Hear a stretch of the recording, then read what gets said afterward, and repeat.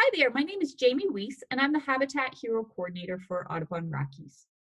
Today we will be chatting about the wonderful world of pollinators and some things to keep in mind when planting a pollinator garden.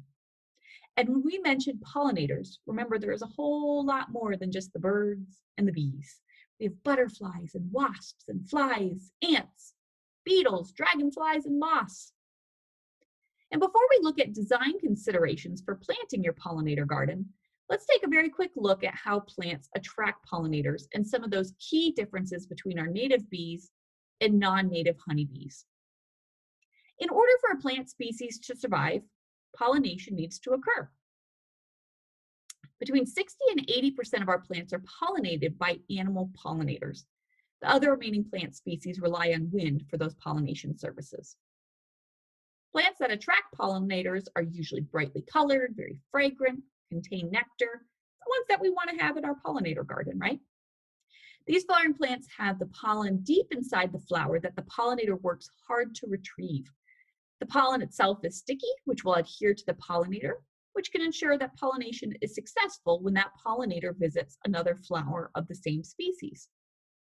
Here in Colorado, we have over 936 species of native bees. Our native bees tend to be solitary in contrast to the highly social and territorial honeybees. As Keith Bruno mentioned in his video, mason bees are opportunistic feeders and will forage in a patch of food that is nearby their home and offers nectar. This is in contrast to the honeybees that tend to visit the same patch over and over. Creatures of habit. So what are some things to incorporate into your pollinator garden, aka a Habitat Hero garden? Think fewer plant species and greater abundance. You get more bang for your buck to plant large patches of plants that contain fewer plant species versus more plant species in fewer abundance. That's because some bees can smell a patch of flowers up to a mile away. So you want to make their trip worthwhile. Play with pops of color. There's a common saying that red attracts hummingbirds and blue attracts bees. Plant combinations of red and blue penstemon or salvia to attract both.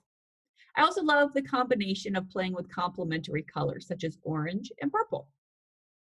You can plant butterfly weed, which is orange, in combination with blue or purple penstemons and salvias.